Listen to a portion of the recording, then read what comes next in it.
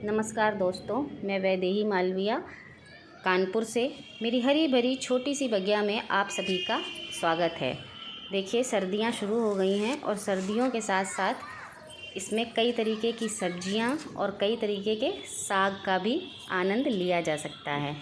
तो आप घर में भी अपने तरह तरह की सब्जियां उगा सकते हैं, अपने घर की छत पर भी। अगर आपके पास ज़मीन है तो कोई बात नहीं, आप ज़मीन में उगाइए, लेकिन अगर आपके पास कच्ची ज़मीन नहीं है तो आप अपनी छत पर भी बड़ी आसानी से उगा सकते हैं, वो भी कबाड़ से।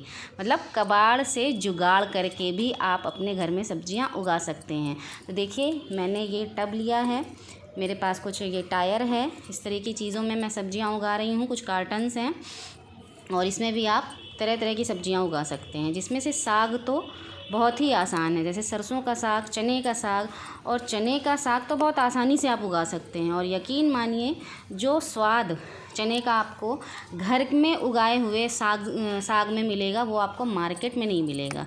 क्योंकि मार्केट से जब आप चने का साग ख़रीदते हैं तो उसमें वो खटास नहीं होती है जो खटास चने के साग में पहले होती थी। आपको याद हो, अगर आपने बचपन में कभी खाया होगा चने का साग, तो चने के साग में एक खट्टापन होता था जो अब तो नहीं मिलता। मेरे ख्याल से गाँवों में होता हो तो शायद, पता नहीं, लेकिन जो शहरों में मिलता है मार्केट में, वो बिल्कुल भी उसमें खटास नहीं होती है। वो हो सकता है धुलने की वजह से, या आजकल जो केमिकल फर्टिलाइज़र्स पड़ते हैं खेतों में उनकी वजह से वो टेस्ट चला गया है, ये मुझे नहीं मालूम। लेकिन क्या कहते हैं, वो टेस्ट अब नहीं आता है जो पहले हुआ करता था। तो मैं कई बार मार्केट से लेके आई, लेकिन मुझे वो स्वाद नहीं मिला। तो मैंने पूछा भी तो लोगों ने कहा कि अब वो टेस्ट रहता ही नहीं है, वो खटास अब होती ही नहीं है। तो मैंने सोचा कि क्यों ना घर पे उगा करके ट्राई किया जाए, शायद वो स्वाद मुझे मिल जाए। क्योंकि घर में हम अगर उगाएंगे तो वो ऑर्गेनिक तरीके से उगाएंगे। तो फिर मैंने सोचा चलो घर पे उगाते हैं। तो मैं करीब 3-4 साल से लगातार चने का साग घर पर ही उगा रही हूँ।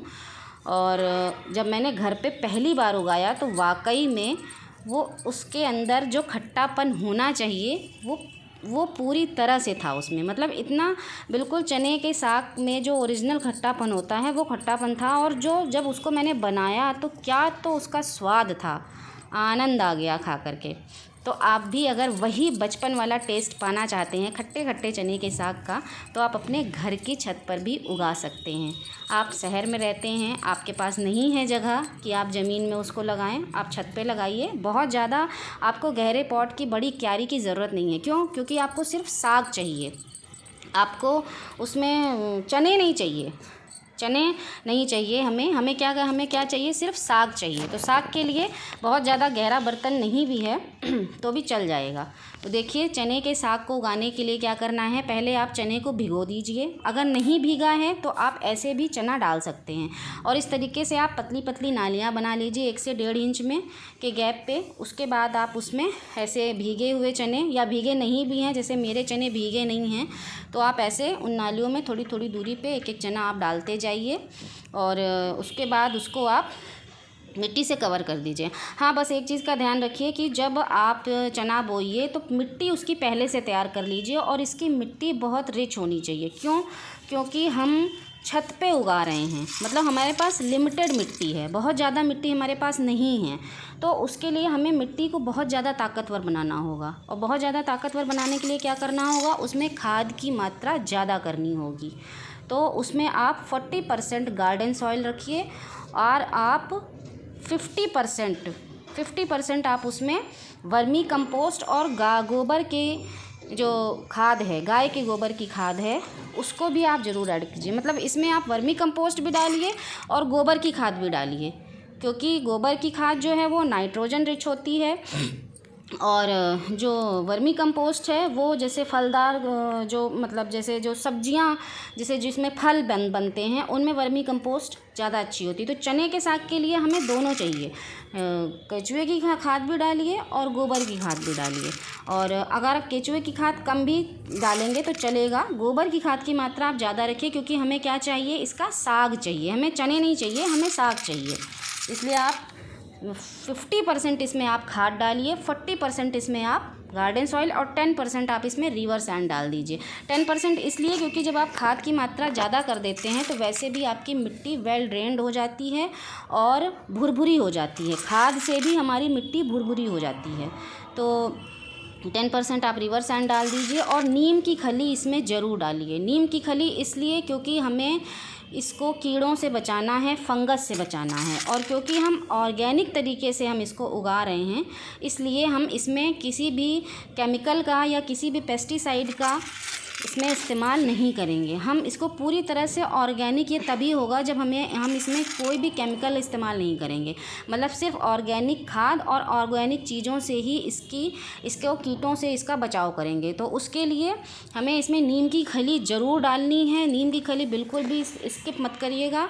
मिट्टी में नीम की खली ज़रूर डालिए। और क्या कहते हैं, जब ये इसमें आप बीज डाल दीजिए इस तरीके से, जैसे ये देख सकते हैं आप थोड़ी थोड़ी दूरी पे, फिर इसको ऐसे मिट्टी से दबा दीजिए। और मिट्टी से दबाने के बाद इसको आप मॉइस्ट कर दीजिएगा। मिट्टी पहले से ही मॉइस्ट रखिएगा, उसके बाद फिर से थोड़ा सा ऊपर से आप पानी का छिड़काव कर दीजिएगा। और उसके बाद जब इसकी पौध निकल आए छोटी छोटी से, तो आपको क्या करना है, जब थोड़ी बड़ी हो जाए पौध तो आप इसको हर हफ्ते इसमें आप नीम ऑयल का स्प्रे करते रहिए। इसलिए क्योंकि आप ताकि इसमें कोई भी फंगस का या किसी भी तरह के पेस्ट का अटैक ना होने पाए। हम जब शुरुआत से ही पेस्ट को रोकने का उपाय करने लगते हैं तो फिर उसमें कोई कीड़े नहीं लगते हैं। मतलब हमें इंतज़ार नहीं करना है कि इसमें कीड़ा लगेगा तभी हमें इसमें जो है इसका उपाय करना है। हमें पहले से ही करना है ताकि इसमें कीड़ा लगे ही ना। और यकीन मानिए मैं हर साल उगाती हूँ और मेरे चने के साग में लोग कहते हैं कि चने के साग में सबसे ज़्यादा कीड़े लगते हैं, लेकिन मेरे टचवुड अभी तक मेरे चने के साग में कभी भी कीड़े नहीं लगे। क्यों? क्योंकि मैं नीम ऑयल का स्प्रे स्टार्टिंग से ही शुरू कर देती हूँ। मतलब जब छोटी छोटी पौध निकलती है उसके 1 हफ्ते के बाद से 1 लीटर पानी में 1 चम्मच नीम ऑयल, ज़्यादा नहीं, सिर्फ 1 चम्मच नीम ऑयल, 1 चम्मच शैम्पू और आधा चम्मच मीठा सोडा आप उसको डाल करके शेक करके अच्छी तरह से और पूरे पौधे में स्प्रे कर दीजिए। तो इस तरीके से आप जो है पूरी तरह से ऑर्गेनिक चने का साग आप तैयार कर सकते हैं। और जब ऑर्गेनिक तरीके से आप साग को तैयार करेंगे तभी आपको वो खटास मिलेगी। तो इस तरीके से देखिए चने डालें, उसके बाद आप इसको खाद से कवर कर दीजिए। खाद से कवर करने के बाद आप इसमें पानी डाल दीजिए और इसको पॉलीथीन से कवर कर दीजिए ताकि आपकी जो बीज है वो जल्दी अंकुरित हो जाए, जल्दी उसमें जर्मिनेशन हो जाए और उसकी पौध तेज़ी से बढ़े। और हाँ, एक चीज़ का ध्यान रखिएगा, जब आपकी पौध थोड़ी बड़ी हो जाए, से 3-3, 4-4 इंच की जब पौध हो जाए तो आप इसमें लिक्विड फर्टिलाइज़र भी ज़रूर डालिएगा। क्योंकि जो लिक्विड फर्टिलाइज़र है वो भी मैंने एक वीडियो में बताया है कैसे बनाना है। परमानेंट लिक्विड फर्टिलाइज़र पूरी तरह से ऑर्गेनिक है वो, तो उससे आपके जो पौधे हैं उनको बहुत पोषण मिलेगा। तो वो फर्टिलाइज़र, लिक्विड फर्टिलाइज़र आप हर हफ्ते इसमें देते रहिएगा। और बस, और नीम ऑयल का स्प्रे करते रहिएगा। और जिस तरीके से मैंने आपको बताया कि आप एक पतली पतली सी नाली बना के इस तरीके से आप चने उसमें डालिए, फिर इस खाद से उसको कवर कर दीजिए। और बस देखिए 1 हफ्ते के अंदर आपकी छोटी छोटी 1-1, 1.5 इंच की पौध आपकी तैयार हो जाएगी। तो बस फ्रेंड्स, आज के वीडियो में इतना ही।